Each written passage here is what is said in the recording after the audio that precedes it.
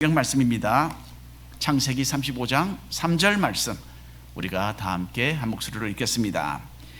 우리가 일어나 베델로 올라가자. 내 환난 날에 내게 응답하시며 내가 가는 길에서 나와 함께 하신 하나님께 내가 거기서 제단을 쌓으려 하노라 하매. 아멘. 이 말씀으로 베델로 올라가자라는 제목으로 하나님의 말씀 함께 생각해 보기를 원합니다. 스위스에 있는 어느 산골짜기에 아주 무척 아름다운 교회가 하나 있었다라고 합니다. 이 교회당에는 그 일대에서는 제일 아름다운 소리를 내는 파이프 오르간이 있었습니다. 이 오르간 소리의 그 매력 때문에 멀리서부터 사람들이 이 교회를 방문하고는 했다고 합니다. 그런데 어느 날 그렇게 아름답게 소리를 내던 이 파이프 오르간이 그만 고장이 났어요. 이 소식을 듣고 여러 나라에서부터 음악인들과 기술자들이 모여와서 그 오르간을 한번 고쳐보려고 했지만은 모두 실패했다고 합니다. 파이프 오르간의 금말을 누를 때마다 아름다운 소리 대신에 날카로운 소리가 나서 골짜기에 살던 사람들의 귀를 괴롭게 만들었습니다. 하루는 어느 노인이 이 교회당을 찾아와서 자기가 파이프 오르간을 한번 고쳐보겠다라고 했습니다. 그 교회를 지키던 사찰은 그 많은 기술자들이 못 고친 오르간을 어떻게 이 할아버지가 고치겠느냐 생각을 했지만은 그래도 한번 해보라고 허락을 해주었다고 합니다. 노인은 이틀 꼬박 아무 말도 하지 않고 작업에 들어갔습니다. 사찰은 이제 슬슬 걱정이 되기 시작했어요. 오르간을 더 심하게 망가뜨리는 것은 아닌가라는 생각이 들었던 거죠. 그런데 3일째 되던 날 이 골짜기에 다시 한번 참으로 멋진 파이프 오르간 소리가 울려 퍼지게 되었습니다. 땅을 매던 농부가 일을 멈추었고 가게 주인은 가게 문을 닫았습니다. 골짜기에 살던 사람들이 모두 오랜만에 울려오는 이 아름다운 오르간 소리를 들으려고 교회로 모여들었습니다. 자, 노예는 연주를 열심히 하고 마쳤습니다. 그런데 사람들이 물어봤죠.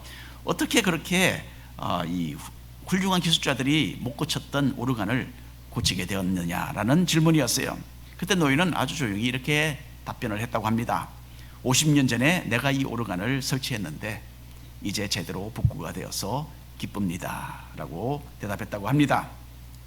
하나님은 영적인 의미에서 이런 복구 작업을 하고 계십니다. 죄와 불순종으로 불협화음을 내던 우리의 삶 속에 하나님은 조용히 들어오십니다. 우리를 만드신 창조주 하나님께서는 우리 삶 속에 잘못된 부분들을 어떻게 수리해야 하는지를 너무나 잘 알고 계세요. 하나님은 우리 영혼의 병든 것을 낫게 하시고 하나님과의 관계를 새롭게 회복시켜 주시는 참으로 고마운 분이십니다. 오래전에 영적인 복구 작업이 참으로 절실하게 필요했던 한 사람이 있었습니다. 요즘 우리가 창세기를 통하여 읽고 있는 이야기의 주인공 야곱입니다. 오늘 말씀에서 하나님께서는 야곱을 베델로 부르고 계십니다. 그리고 하나님께서는 그동안에 영적인 궤도를 이탈하여서 살았던 야곱이 하나님과 올바른 관계를 회복하도록 인도하십니다. 베델로 올라가서 영적인 회복을 경험했던 야곱의 이 계속되는 이야기를 살펴보면서 우리도 동일한 은혜를 추구하는 그런 성도들이 되시기를 바랍니다.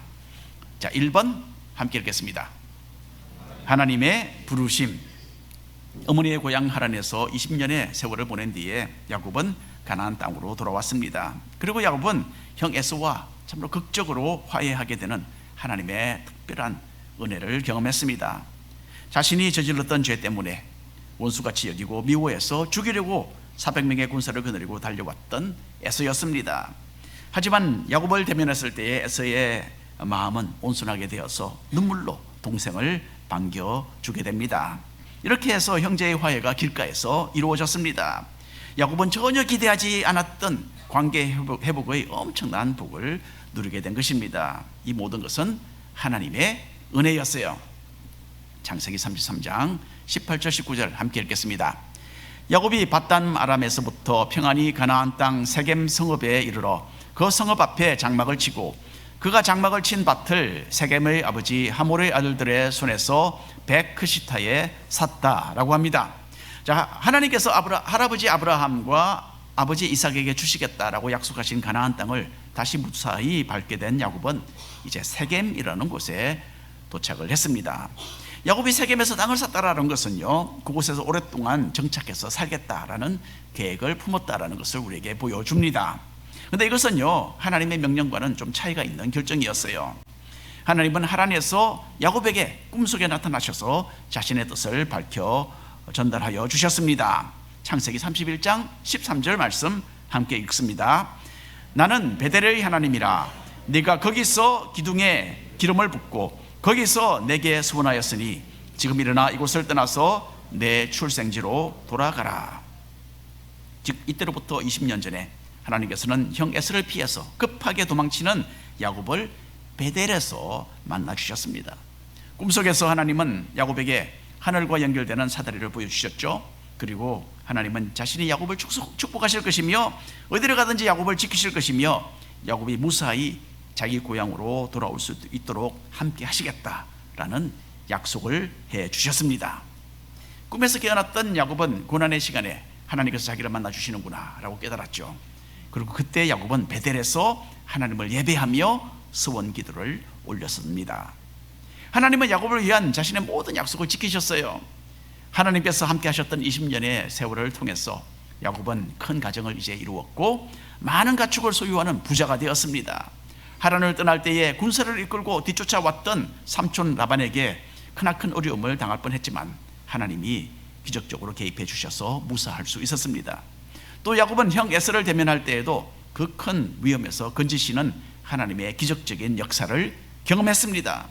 많은 어려움과 위기가 있었던 지난 세월이었지만 야곱은 하나님의 도움으로 무사히 가나안 땅에 돌아올 수 있었어요. 하나님은 자신 편에서의 모든 약속을 지키셨습니다. 이제는 야곱의 차례입니다. 그런데 사람이 다급한 형편에 처했을 때와 그리고 그 위기를 넘기고 난 후에는 태도에 차이가 있기 마련이죠. 그렇죠? 한국말로 좀 웃기는 말로 사람이 화장실에 갈 때의 사정과 가고 난 후의 사정이 다르다, 뭐 그런 말을 제가 들은 적이 있는데 그런 이야기죠. 자, 이런 여러 고비들을 넘긴 다음에 야곱은 자신이 하나님께 서원했던 내용에 대해서는 그만 까마득하게 잊어버린 것 같습니다. 야곱이 가나안 땅에 도착해서 제일 먼저 찾아가야 했던 곳은 베델이었어요. 그곳에서 야곱은 자신이 하나님께 처음 언약했던 것을 이행했어야 했습니다. 하지만 우리 믿음의 조상 야곱은 그렇게 하지 않고 도리어 베델에서 한 20마일 정도 떨어진 세겜이라는 도시에 그만 안주하고 말았던 것입니다. 세겜에 사는 동안 야곱은 매우 가슴 아픈 경험을 하게 됩니다. 하나님의 말씀을 벗어나서 자리를 잡았던 이 세겜 땅에서 야곱의 딸 디나는 그만 강간을 당하게 됩니다. 디나는 이때에 아마 10대 후반의 소녀였을 것입니다. 디나는 가나안 땅의 소녀들과 어울리기 위해서 나들이를 하다가 그곳을 다스리는 주장의 아들에게 붙잡혔습니다. 이 사건으로 야곱의 가족들은 참으로 괴로워했고 이어서 야곱의 아들들은 그 도시 백성들에게 보복해서 참으로 피비린내 나는 사륙을 감행했습니다. 세겜에서 야곱은 딸이 큰 봉변을 당하는 아픔을 겪었고 자기가 원하지도 않았던 전쟁에 임하게 되었던 것입니다. 하나님께서는 성경 말씀을 통해서 우리가 가야 할 방향을 설정해 주십니다. 그런데 문제는 우리가 하나님께서 그어주시는 경계선을 항상 벗어나는 데에 있는 겁니다. 그리고 그 결과는 많은 아픔과 좀처럼 아물지 않는 상처를 입는 것입니다. 저희가 이전에 살았던 인도 히말라야 지역에는요, 산길이 험하기로 유명합니다. 꼬불꼬불하고 좁은 그 2차선 도로는 거대한 바위를 깎아서 만든 길입니다. 한쪽은 거대한 바위가 그대로 서 있고요, 그리고 다른 쪽은 직각으로 수천 피트 떨어지는, 한 2천 피트 정도 떨어지는 까마득한 절벽입니다. 절벽 쪽으로 운전을 하다가 반대 방향에서 큰 트럭이 쌩 하고 아슬아슬하게 지나갈 때는요, 아찔해서 머리가 막 섭니다. 이런 산길에는 절벽에 차가 떨어지지 않도록 하는 난간도 제대로 되어 있지 않는 경우가 많이 있습니다. 군데군데 그냥 돌에다가 흰색 페인트로 칠을 해둡니다. 여기가 절벽 끝입니다, 그런 표시죠. 깜깜한 밤중에 산길을 운전할 때는 이런 경계선 표시가 그래도 있는 것이 얼마나 고마운지 모릅니다. 그리고 물론 감히 그 선을 벗어날 수 없습니다. 하나님께서 지정해 주시는 경계선이 때로는 우리에게 답답하게 느껴지고 우리를 속박하는 것처럼 보이기도 합니다. 하지만 하나님은 병들고 타락된 이 세상을 사는 우리를 위하여 이런 보호의 경계선을 두셨습니다. 이 경계선을 무시하고 넘어간다면 죄와 사망의 절벽 아래로 곤두박질하게 되는 것입니다. 하나님께서 보여주신 방향을 따르지 않고 세겜에 안주했던 야곱은 삶의 크나큰 아픔을 경험했습니다. 하지만 이런 불순종과 이런 실패의 아픔도 하나님은 의롭게 또 선을 위해서 사용하십니다. 영어에 이런 말이 있잖아요. Man's extremity is God's opportunity. 사람이 고통하는 때가 바로 하나님께서 일하시는 때다라는 뜻입니다. 하나님은 세겜에서 고통하고 있는 야곱을 부르시고 베델로 올라가라 그렇게 말씀하십니다. 베델, 하나님의 집이라는 뜻이죠. 하나님의 집으로 올라가거라 라는 뜻이죠. 창세기 35장 1절 말씀 우리가 다 함께 읽겠습니다. 하나님이 야곱에게 이르시되 일어나 베델로 올라가서 거기 거주하며 네가 내 형 에서의 낯을 피하여 도망하던 때에 내게 나타났던 하나님께 거기서 제단을 쌓으라 하신지라. 여러분, 하나님을 깊이 만나신 지가 얼마나 되었습니까? 야곱은 하나님을 깊이 베델에서 만났습니다. 여러분은 어떠십니까? 그리고 지금 하나님께서 정해주신 삶의 방향과 궤도를 잘 유지하며 살고 계십니까? 혹시 하나님께서 정해주신 경계선 주위를 이리저리 방황하면서 영적으로 위태로운 그런 삶을 살고 있는 것은 아니십니까? 베델로 올라오라고 부르시는 하나님의 음성을 듣게 되시기를 바랍니다. 2번 함께 읽겠습니다. 정결한 삶. 믿음의 조상답게 야곱은 하나님의 음성을 듣고 곧바로 순종합니다. 순종은 그렇게 하는 거죠. 즉시 기쁨으로 그리고 온전하게 하는 겁니다. 세겜에서의 삶을 청산하고 베델로 올라오라는 하나님의 말씀을 듣고서 야곱은 지체 없이 방향 전환을 했습니다. 2절 말씀 우리가 함께 읽겠습니다. 야곱이 이에 자기 집안 사람과 자기와 함께한 모든 자에게 이르되 너희 중에 있는 이방 신상들을 버리고 자신을 정결하게 하고 너희들의 의복을 바꾸어 입으라. 운전을 하다 보면요 가끔 유턴을 하는 경우가 있죠. 목적지를 지나쳤다든지 아니면 길을 잘못 들었을 때에 우리는 차를 돌려야 합니다. 신앙생활에 있어서도 영적인 유턴이 있습니다. 여러분, 우리는 죄와 참 타락된 그런 육신을 아직도 입고서 살고 있기 때문에 가만히 놔두면요 우리의 몸은, 우리의 육신은 얼마 되지 않아서 목적지와는 빗나가는 딴 방향으로 길을 걷게 됩니다. 그렇기 때문에 매주일마다 이렇게 우리가 하나님의 집에 나와서 말씀을 접하고 삶의 방향을 조절하는 이 작업이 꼭 필요한 것입니다. 조금의 방향 조절이든지 아니면 오랫동안 스스로를 너무 방관해 두었기 때문에 아예 유턴을 해야 하든지 간에 중요한 것은요 그 일을 가끔 목이 이렇게 잠깁니다.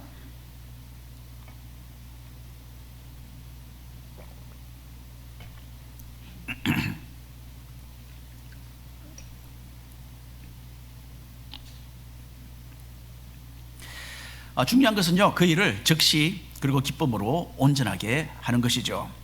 세겜에서의 야곱의 삶은요 한마디로 타협이었습니다.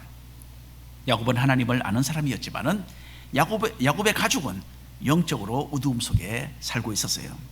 하란에서 그리고 얼마 전에 도착했던 이 가나안 땅에서 또 세겜에서 사람들은 우상들을 구해서 집안에 모셔드렸고 하나님이 아닌 것에 자신들의 신뢰를 두고 있었던 것입니다. 야곱의 가족들은 우상들을 은밀하게 섬겼고 자신들에게 행운을 줄 것이다 라고 이것들을 의지했습니다. 그래서 하나님만이 받아야 하는 찬양과 감사와 예배를 우상들에게 돌리고 있었던 거예요. 하나님의 영적인 축복보다는 값싼 행운을 추구하는 저질적이고 변질된 신앙을 그들은 가지고 살았습니다. 야곱은 이 사실에 대해서 잘 알고 있었어요. 하지만 지금까지 야곱은 주변 세상 사람들의 그 물결의 흐름에 따라서 타협하며 이 모든 것을 묵인하면서 살아왔던 거예요. 야곱에게 이 영적인 유턴이 꼭 필요했습니다.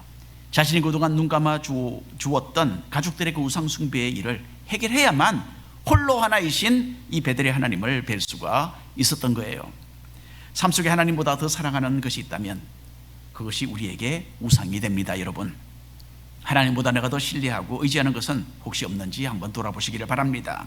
그리고 내가 하나님만을 믿고 따르는 것에 그침돌이 되는 것은 없는지 우리 삶을 돌아보아야 할 것입니다. 실제로 우상단지를 모시고 살지는 않는다 하더라도 이런 것이 우리에게 우상의 자리를 차지하게 됩니다. 혹시 6일 동안은 우상을 섬기다가 주일이 되면 하나님께로 다시 왔다가 다시 또 6일 동안은 열심히 우상에게로 돌아가는 그런 허탄한 생활을 하고 있는 것은 아닌지 우리의 삶을 한번 점검해 볼 필요가 있습니다. 베델에 올라가서 하나님을 만나려면 우리의 생활과 생각 속에 자리 잡은 우상을 모조리 몰아내어야만 합니다. 야곱은 가족들에게 우상을 버리고 스스로를 정결하게 하며 의복을 갈아입어라 라고 말을 했습니다. 삶을 정화시키고 새롭고 더 나은 모습을 가지도록 촉구한 거죠. 다른 말로 하면 여러분, 회개하라 라고 한 것입니다. 우리가 아무리 선한 일을 많이 한다 하더라도요, 그것으로 하나님 앞에 설 수는 없습니다. 우리의 가장 의로운 행동이라도 흰 눈보다도 더 거룩하신 하나님 앞에서는 냄새나는 걸레만도 못하기 때문입니다. 예수님의 십자가로서 우리의 마음 중심으로부터 회개하며 거룩해져야만 합니다. 로마서 13장 14절에 있는 말씀 함께 읽겠습니다. 오직 주 예수 그리스도로 옷 입고 정욕을 위하여 육신의 일을 도모하지 말라. 우리는 마음의 우상들을 내려놓고 예수님으로 또 그분의 피로써 정결하게 되고 또 예수님을 옷으로 삼아 갈아입어야 합니다. 그리고 예수님의 도우심과 성령의 능력으로 육체의 욕망들을 끊고 하나님의 거룩을 향하여서 달려가야 합니다. 이 베델의 하나님을 만나기 위해서는 격렬한 회개와 또 간절한 결단이 꼭 필요하다는 것을 알고 정결한 삶을 추구하는 우리 모든 성도님들 되시기를 바랍니다. 3번 함께 읽겠습니다. 예배하는 사람. 삶을 정화하는 이 진정한 회개를 통해서 그동안 침체되었던 야곱의 영적인 상태가 이제 제자리를 찾게 되었습니다. 그리고 야곱은 다시 한번 가족들을 향하여 영적인 지도력을 발휘하게 되었습니다. 야곱은 자기 아내들과 자녀들 그리고 집에서 일하는 하인들과 종들에게 새로운 방향을 제시했습니다. 우리가 일어나서 하나님의 집 베델로 올라가자라고 한 거죠. 35장 3절 말씀 함께 읽겠습니다. 우리가 일어나 베델로 올라가자. 내 환난 날에 내게 응답하시며 내가 가는 길에서 나와 함께 하신 하나님께 내가 거기서 제단을 쌓으려 하노라. 야곱은 이전에 어려움에 빠졌던 자기를 만나주신 하나님을 다시 기억하게 되었습니다.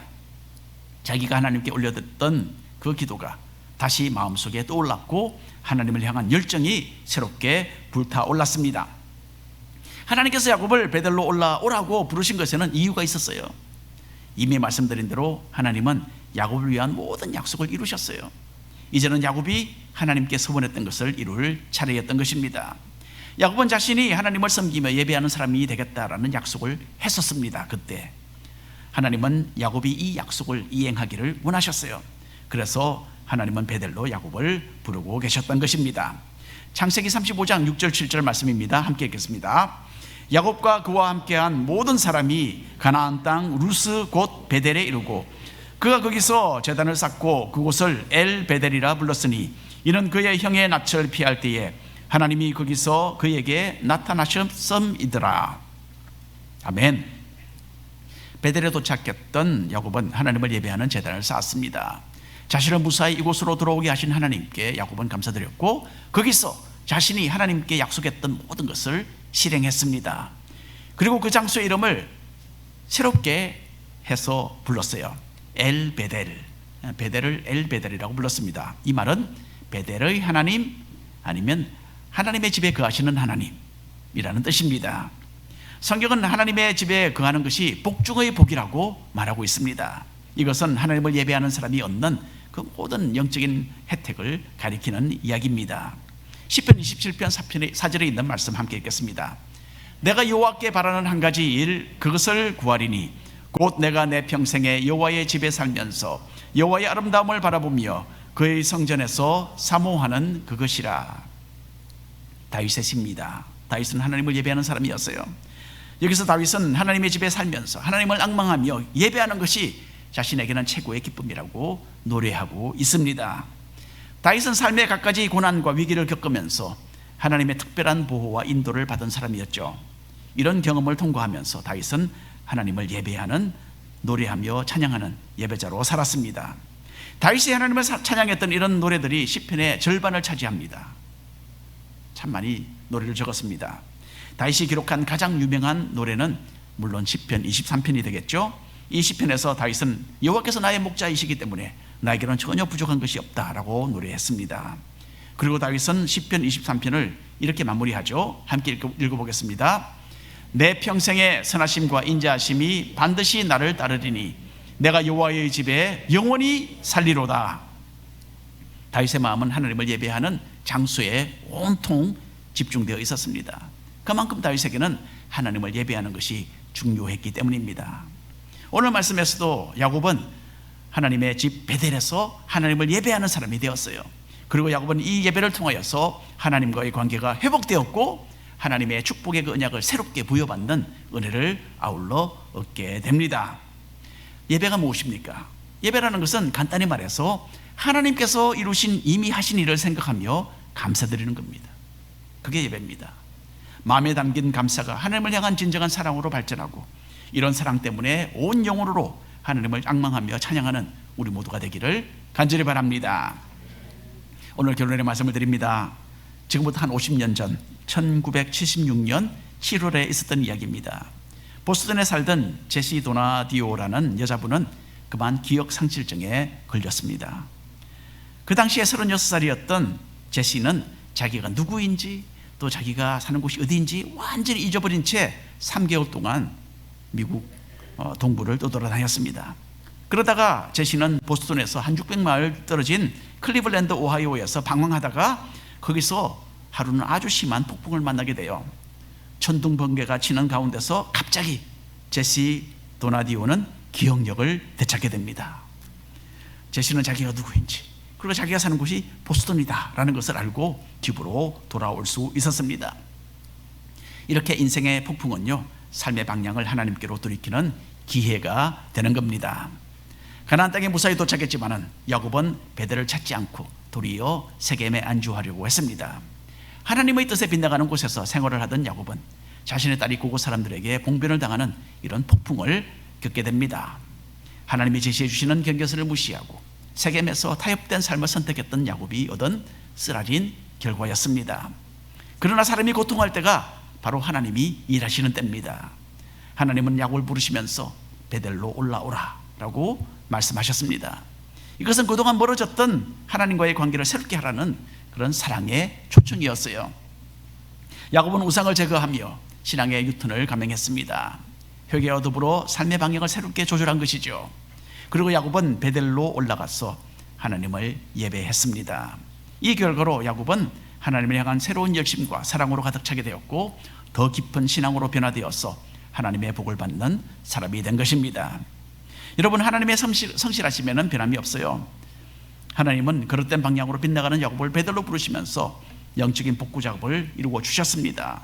이와 같이 죄와 불순종으로 그리고 여러 가지 우상으로 불협화음을 내던 우리의 삶 속에 하나님은 조용히 들어오십니다.